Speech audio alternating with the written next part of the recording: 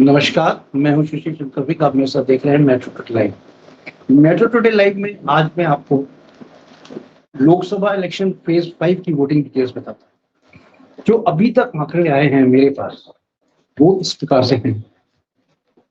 रायबरेली और अमेठी में टक्कर जो है कांटे की है। रायबरेली में मिस्टर राहुल गांधी जी भी पहुंच चुके हैं पर्सनली, और मिस्टर सिंह जो है वहां वो भी पहुंच चुके हैं। अब वोटिंग परसेंटेज देखिए क्या चलता है वहां पे। वो मैं उससे पहले मैं आपको बता दूं कि 8 राज्यों में केंद्र शासित क्षेत्रों में 49 सीटों पर मतदान आज है। सबसे छोटा मतदान है ये। साइज ऑफ मतदान लोकसभा का सबसे छोटा है, जिसमें 6 राज्यों में 49 सीटों पे है।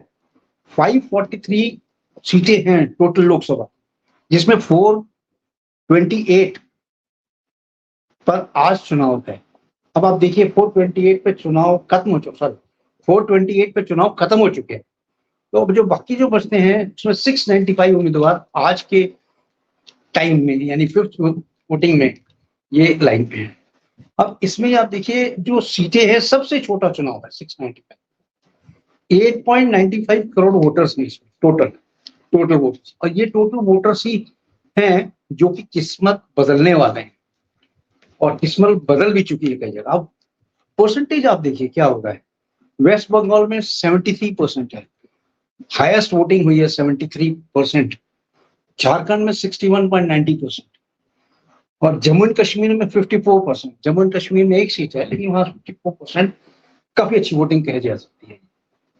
महाराष्ट्र में 48%। महाराष्ट्र में आघाड़ी भी है और नई पार्टीज भी हैं।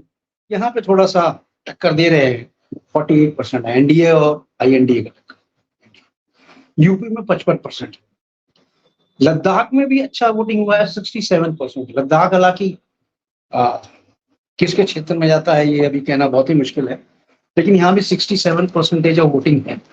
टोटल ओवरऑल अगर आप देखें तो फिफ्थ फेज की जो वोटिंग है ये बहुत कुछ डिसाइड करेगी। ये इसलिए डिसाइड करेगी, एक तो फेथ जो है, जो नए वोटर्स का है, वो यहां से उभर के आएगा। क्यों? क्योंकि ये जो वोटिंग हुई है आज, इसका परसेंटेज थोड़ा सा ज्यादा है फोर्थ फेज की वोटिंग से। हालांकि ये स्मॉल साइज ऑफ वोटिंग थी लोकसभा की, इसमें कोई ज्यादा वोटिंग नहीं हुई, लेकिन फिर भी इससे कुछ ना कुछ तो अफेक्ट पड़ेगा।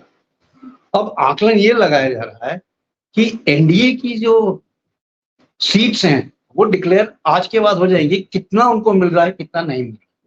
बाकी आईएनडीए जो इंडिया है, इंडिया का जो रुख है वो मिस्टर केजरीवाल के बाहर आने से बहुत कुछ फेवर में गया है इंडिया के, और इंडिया के फेवर में जाने से वहां पे कुछ ज्यादा ही वोटिंग परसेंटेज बढ़ रहा है।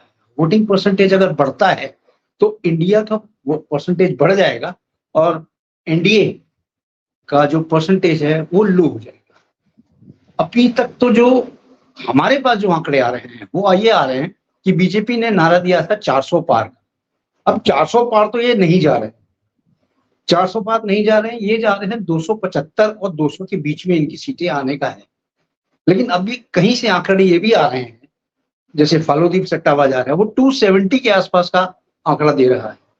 लेकिन अभी कुछ नहीं कहा जा सकता, क्योंकि अभी 2 फेज की वोटिंग और बाकी है, 6 और 7। यानी दिल्ली की वोटिंग पे भी काफी इफेक्ट पड़ेगा, जो 25 तारीख को वोटिंग होने वाली है। मई 25 को वोटिंग है वहां पे। उसके बाद थोड़ा सा इफेक्ट पड़ेगा 7वें पे, क्योंकि 7वें में जैसे ही वोटिंग खत्म होगी क्लियर पोजीशन आ जाएगी कि किसकी सरकार बन रही है और कौन बना रहा है। क्योंकि जो सारा इस समय जो खेला हुआ है वो खेला किया है मिस्टर केजरीवाल ने। मिस्टर केजरीवाल जब से बाहर आए हैं बीजेपी की बैंड बजा के रख दी है। बैंड इस मामले में बजा के रख दी है कि बीजेपी ने जो सोचा था 400 पार जाने का, उसके यहाँ आके मिस्टर केजरीवाल साहब ने आप पार्टी आम आदमी के पार्टी की जो है ऐसा ब्रेक मारा है कि पूरी बाजी ही पलट लग रही है 5वें फेज की वोटिंग से। अब देखना यह है कि 5वें फेज की वोटिंग कहां तक सुहाती है एनडीए को या इंडिया को, इंडिया गठबंधन को। अब दोनों में परसेंटेज का मामला चल रहा है। यहां तक कि अंदर की बात यह है कि बीजेपी को clear percentage, clear voting, clear sweep नहीं मिल रही है। क्यों? क्योंकि फिफ्थ वोटिंग से ये बहुत ज्यादा क्लियर हो चुका है कि इनकी जो सीटें हैं हर जगह से घटती जा रही हैं, जबकि सीटें बढ़नी चाहिए, बीजेपी की सीटें घटती जा रही हैं। इसका कई कारण है, बीजेपी की सीटें घटने का कई कारण है। वो कई कारण जो हैं उसमें सबसे एक प्रमुख कारण ये है कि इनका जो डिटेल्स है वो एक ही कमान, एक ही नेता लेके चल रहे हैं, वो है मिस्टर नरेंद्र मोदी। मिस्टर नरेंद्र मोदी जी के हाथ में पूरा कमान है इस लोकसभा इलेक्शन का। जिस तरह वो चलते हैं उसी तरह पूरी दुनिया चल जाती है। और उन्होंने, जो मिस्टर मोदी ने पर्सनल अटैक्स किए हैं, चाहे क्षेत्रीय पार्टी पे, चाहे इंटरनेशनल पार्टीज पे, चाहे नेशनल पार्टीज पे, डायरेक्ट या इनडायरेक्ट, ये एक प्रधानमंत्री को लिए बहुत ही उचित नहीं है। पर्सनल अटैक्स नहीं करने चाहिए थे, जिसके कारण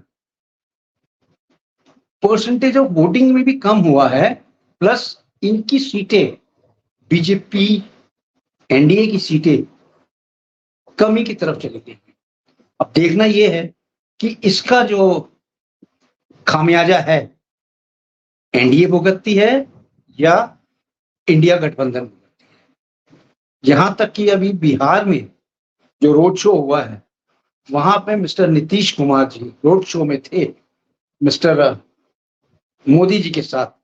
मिस्टर मोदी जी के साथ रहने के साथ ही मिस्टर नीतीश के हाथ में एक झुंझुना पकड़ा दिया। कमल का फूल ना देखे एक झुंझुना पकड़ा दिया।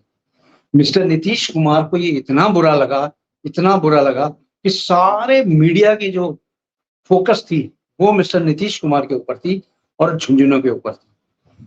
यहां तक ही नहीं, नीतीश कुमार जी से बिहार में किसी भी पत्रकार ने इंटरव्यू नहीं लिया, ना ही उनसे कोई बातचीत की, जैसे कि वो एक समय से उनको नहीं जानते हैं, ऐसा बिहेव किया लोग। अब देखना यह है कि जैसे मिस्टर नीतीश कुमार के बारे में पूरी दुनिया जानती है और फेमस भी हैं पलटूबाज, कहीं इन्होंने पलटी मारी तो बिहार में वापस जंगल राज आएगा। और इनका पलटी मारना नीतीश कुमार का कोई ज्यादा दुखदाई नहीं होगा बीजेपी के लिए। क्यों? क्योंकि बीजेपी को पूरा मतलब पता था कि ऐसा हो सकता है, इसीलिए मिस्टर नीतीश कुमार के हाथ में झुंझुना पकड़ा दिया गया एक रोड शो के दौरान। यानी एक चीफ मिनिस्टर बिहार का, यानी एक्स चीफ मिनिस्टर बिहार के, जिनके हाथ में झुंझुना पकड़ा दिया गया, ये एक तरह से बेइज्जती ही है। यानी उनके सम्मान को धक्का लगा है। और सम्मान को अगर धक्का लगता है, किसी के ऊपर भी, किसी को भी सम्मान में धक्का लगता है, वो उसका प्रतिशोध लेने के लिए तत्पर रहता है। जहां भी मौका मिलेगा वो प्रतिशोध लेंगे, ऐसा प्रतीत हो रहा है। और अगर उन्होंने प्रतिशोध लिया तो बहुत ही बुरा होगा बीजेपी के लिए, एनडीए के लिए ओवरऑल। और फिर देखना है कि एनडीए और इंडिया गठबंधन में कौन आगे निकलेगा। जहां तक कि मैटर टुडे लाइव का सर्वे है और डिटेल्स है, वो ये है कि इंडिया गठबंधन को क्लियर स्वीप मिल रही है और वो सरकार बनाने जा रही है। देखना ये है कि एनडीए की सीटें कहां तक आती हैं, कितनी आती हैं, 200 आती हैं या 270 के अंदर ही सिमट जाते हैं, या 220 रहते हैं, 200 और 270 के बीच में ही रुक जाते हैं। जो मैटर टुडे लाइव का जो सर्वे है वो ये बोलता है कि एनडीए का और अलायंस का, इनका जो है वो टोटल सीट्स 232 230 के आसपास आ रही है। और इंडिया गठबंधन, INDIA इंडिया गठबंधन का जो है टोटल सीट्स वो 275 के ऊपर जा रहा है। यानी उनका जो है क्लियर स्वीप हो रहा है और वो सरकार बनाने में सक्षम हो सकते हैं। अब देखना यह है कि 2 जून को कौन सरकार बनाता है और किसकी सरकार बनती है। और कैसे बनती है, गठजोड़ से बनती है या क्लियर स्वीप से बनेगी, हमें इंतजार है 2 फेज के, यानी छठे फेज का जो 25 तारीख को है, और एक 7 फेज, 2 फेज का जो चुनाव हो जाएगा लोकसभा का, उसके बाद आपको डिटेल्स सब बता दिया जाएगा। तब तक के लिए जय हिंद, जय भारत।